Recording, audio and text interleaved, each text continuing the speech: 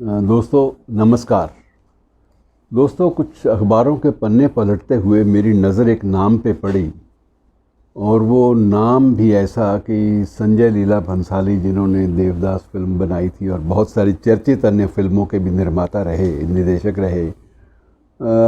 वो एक फ़िल्म बना रहे हैं प्रद्युमन कुमार महानंदिया पर। इमीडिएटली फ़ौरन मेरे दिमाग में एक नाम कौंधा कि इस नाम के व्यक्ति को मैं जानता हूँ। और बहुत देर सोचने के बाद, बहुत देर अतीत की यादों को कुरेदने के बाद ये याद आया कि हाँ, 1974 की बात याद आई। उन दिनों में मैं किसी अपने उपचार के लिए वहाँ के एक अस्पताल में प्रवेश था और वो अस्पताल से जब भी शाम को थोड़ी देर के लिए रिहाई मिलती तो मैं थोड़ी देर के लिए साथ ही एक नज़दीक कनॉट प्लेस के बिल्कुल नज़दीक जगह थी वो मेरा जो हॉस्पिटल था, तो मैं उस तरफ चला आता पैदल ही। और थोड़ा सा इसलिए कि शाम का वक्त है और थोड़ा सा 2 कदम कर लिए जाएं और तो ठीक रहेगा। उन दिनों में मित्रों मैंने देखा था कि एक व्यक्ति ऑन द स्पॉट आपके स्केच बना रहा है और स्केच बनाने का उन दिनों में वो 5 रुपए लेता था कि 5 रुपए दो और अपना स्केच बनवाओ। कई लोग बड़े हैरान होते थे कि स्केच ऐसा बनाता था गज़ब का कि आपको 5 मिनट में आपका पूरा का पूरा चेहरा वो पेंसिल से उतार कर आपको पकड़ा देता था। और ये बड़ा अजीब लगता था कि 5 मिनट ने इस बंदे ने ऑब्ज़र्व भी किया हमें और इससे दिया, तो ये तो बहुत गज़ब की बात है।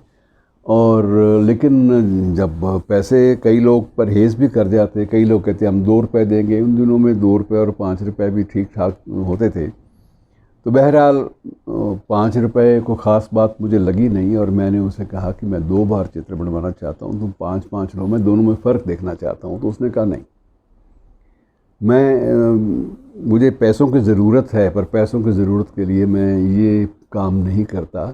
आपका जो चित्र बनाया है उसमें कोई कमी बेशी आपको दिखाई देती है अपनी शक्ल में या किसी चीज़ में, तो मैं दोबारा भी बना दूंगा और पहले को फाड़ दूंगा, लेकिन आपकी अनुकृति दोबारा सिर्फ पैसे के लिए नहीं बनाऊंगा। तो मैं बड़ा प्रभावित हुआ कि बंदा एक अनख वाला है, बंदा स्वाभिमानी है और कलाकार अक्सर स्वाभिमानी होते हैं।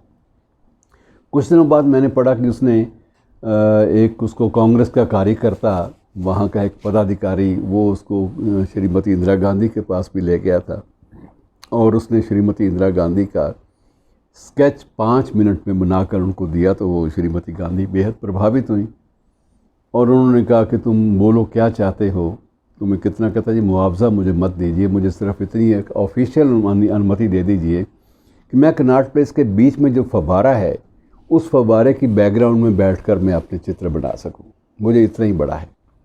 और इमीडिएटली उसको मंजूरी मिल गई सरकार की ओर से कि वो कनॉट प्लेस के बीचों बीच जो फव्वारा है, फाउंटेन है, उसके पास बैठ के वो बना सके। और इस घटना के बाद उसकी चर्चा मीडिया में होने लगी, लोग और भी आने लगे। लेकिन वक्त उसके पास सीमित होता था और जितना वक्त होता था उतना वक्त ही बनाता था। जब लाइटें चली जाती थी रात के वक्त, उस वक्त वो सामान अपना उठा के बगल में दबा के अपने घर की ओर चला जाता था। वो भी उसका घर था वहाँ, मुझे नहीं मालूम कहाँ घर था उसका। तो बहरहाल मुझे भी उसको रूबरू देखने का मौका मिला और सरसरी तौर पे मैंने पूछा कि आप किस प्रदेश से। उसने बताया था कि मैं उड़ीसा से हूँ। और मैंने कहा आप क्या करते थे, तो उसने बताया कि साफ उसने स्वीकार किया कि मेरा संबंध एक दलित परिवार से है और मैं शुरुआती ज़िंदगी में मुझे ज़रा शौक़ था पेंटिंग का, स्केचिंग का। तो मैंने एक विधिवत ट्रेनिंग के लिए विश्व भारती यूनिवर्सिटी में वहाँ पर प्रवेश ले लिया। लेकिन कुछ महीने बाद मुझे छोड़ना पड़ा कि मेरे पास फ़ीस के पैसे नहीं थे और ना मेरे माँ बाप के पास थे। मेरे माँ बाप छोटा मोटा बुनाई का काम करते थे और बुनाई के काम से घर बड़ा मुश्किल चलता था, इसलिए उन्होंने मुझे वहाँ से हटवा लिया। पर मेरी सनक थी कि मैं पढ़ूंगा ज़रूर, आर्ट को समझूंगा ज़रूर। मैंने एक गवर्नमेंट कॉलेज में प्रवेश के लिए ट्राई किया तो मुझे वहाँ प्रवेश मिल गया और उसके बाद मैं दिल्ली चला आया। मुझे किसी ने कहा कि दिल्ली में बड़ी संभावनाएं हैं, वहाँ जाके तलाश करो। तो मैं दिल्ली चला आया और यहाँ जाके देखा तो कोई संभावनाएं नज़र नहीं आई। मैंने ये काम शुरू किया तो मेरा रोटी रोज़ी का मसला थोड़ा सा हल होना शुरू हो गया। इसी बीच जब मीडिया में चर्चा चली, अंतर्राष्ट्रीय मीडिया में भी कुछ खबरें छप गईं, दिल्ली का मामला था तो हो जाती है। तो वहाँ एक स्वीडिश युवती आई हुई थी उसको ये बड़ा आश्चर्य लगा और वो स्वीडिश युवती जो थी वॉन के नाम से थी, तो वो चली आई और उसने कहा मेरा स्केच बना दो। और उसने स्केच बनाया तो वो बड़ी हैरान रह गई कि कोई भी कलाकार, कोई भी चित्रकार, कोई भी चितेरा एक पेंसिल से 5 मिनट में आपका हूबहू चेहरा बना दे। बहुत प्रभावित हुई। तो उसने कहा तुम कहाँ रहते हो? उत्सुकता जगी। उसने कहा मैं वो उड़ीसा के पास एक गांव है वहाँ रहता हूँ। तो बातों बातों में उनका आपस में थोड़ा सा आकर्षण भी बीच में हो गया। आकर्षण का एक कारण था, वो मुझे महानंदिया ने स्वयं बताया था कि जब वो पैदा हुआ था तो उस वक्त जो घरों में ज्योतिषी जो होते थे गांव में, तो वो यही कहते थे कि कोई ना कोई भाग्य का रेखा वो दिखा देते थे गांव वाले, बताओ जी बच्चा पैदा हुआ है, इसका मुकद्दर अच्छा होगा, इसका भाग्य उदय होगा कि नहीं होगा। उन दिनों में ताड़ पत्रों पे वो लिख के दे दिया करते थे। तो कहते उसने ताड़ पत्र पे मुझे लिख के दे दिया मेरे पिता को कि ये बच्चा तुम्हारा कलाकार बनेगा, इतना तो है इसमें, और इसकी शादी भी विदेश में होगी, ये भी तय है, और जिससे शादी होगी उसको संगीत का और उसके पास जंगल और भूमि और उसके पास एक अच्छा संपत्ति होगी। क्योंकि जंगल और भूमि जो थी वो आदिवासियों के लिए या उड़ीसा के लोगों के लिए बहुत बड़ी एक बात होती थी। और ये उसने भविष्यवाणी कर दी। बाप ने उसको रख दिया ताड़ पत्र को भी। अब इसमें क्या पड़ा है, हम लोगों ने बुनाई कर रही है, हमारे पास 4 पैसे खाने को नहीं है, तो कहाँ विदेशी युवती आएगी कहाँ। तो उसको पर चांस उसको भी युवती अच्छी लगी, वान, और उसने पूछा वान तुम क्या करती हो? तो वान ने कहा कि मेरा म्यूज़िक का मेरा शौक़ है। तो कहते तुम, उसने पूछ लिया दूसरा सवाल कि क्या तुम्हारे पास जंगल भी हैं? कहती हाँ जंगल भी हैं, भूमि है, फार्म हाउस है, मेरे पास सब कुछ है। तो उसको लगा कि हो ना हो ये वही युवती हो सकती है जिसके बारे में मेरे बाप के सामने ज्योतिषी ने भविष्यवाणी की थी। तो उसने कहा कि तुम क्यों पूछ रहे हो?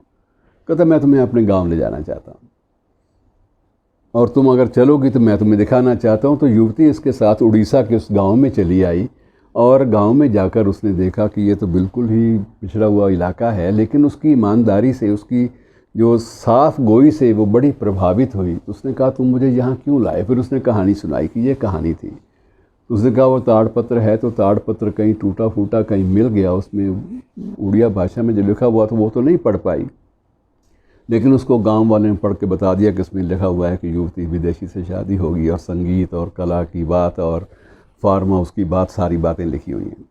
तो बड़ी अजीब उसको लगा, लेकिन उसने कहा कि अगर ऐसी बात है तो मैं तुम्हारी खुशी के लिए तुमसे यहीं ब्याह जाने को तैयार हूँ। लेकिन वो इतनी सीरियस नहीं थी, गंभीर नहीं थी। उसने सोचा कि अगर इसका मन अगर टिकता है तो मुझे, उसने आदिवासी तौर तरीके से वहीं 4 फेरे लिए और उसके बाद वो चली गई वापस, और ये कह गई कि मैं तुम्हें वहाँ जाके बुला लूँगी और कोई ना कोई ऐसा बंदोबस्त करूँगी, तुम वहाँ पर आ जाओ और उसके बाद हम वहाँ के कानूनों के मुताबिक शादी करेंगे।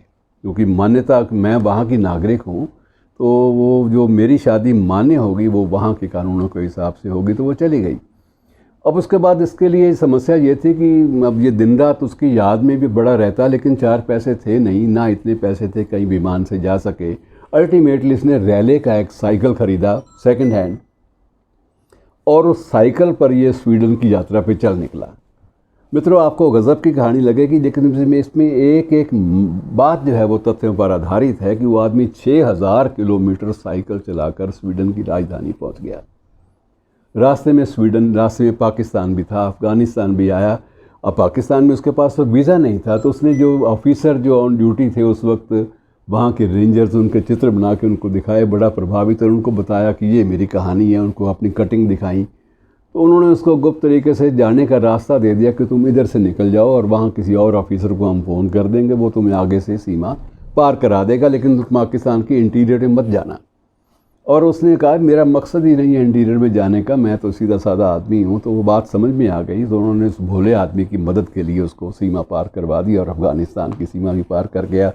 और मित्रों, 6000 किलोमीटर पुराने साइकिल पर चलकर वो वहाँ पहुँच गया। वो बड़ी प्रभावित थी वान की, ये क्या गज़ब का आदमी है।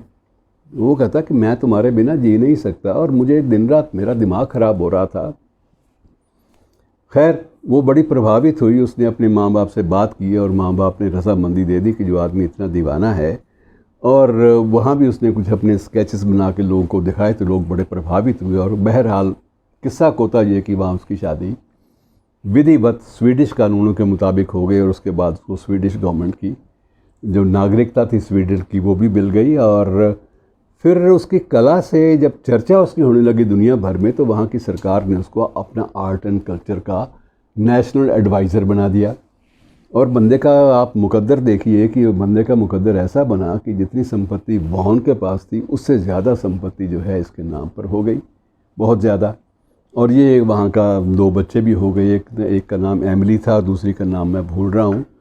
तो एक लड़का था, एक लड़की थी। अब वो दोनों बच्चे जवान हो चुके हैं। इन दिनों में चर्चा में जो बात आई है कि दोनों बच्चे जवान हैं और अपने वो माँ बाप की, उस आदिवासी उड़िया बाप और स्वीडन की जो महिला जिससे उसने शादी की, सारा घटनाक्रम पर एक फ़िल्म बना रहे हैं इन दिनों में। और इधर भारत में संजय लीला भंसाली ने भी घोषणा की है कि मैं भी महानंदिया के ऊपर एक फ़िल्म बनाऊंगा।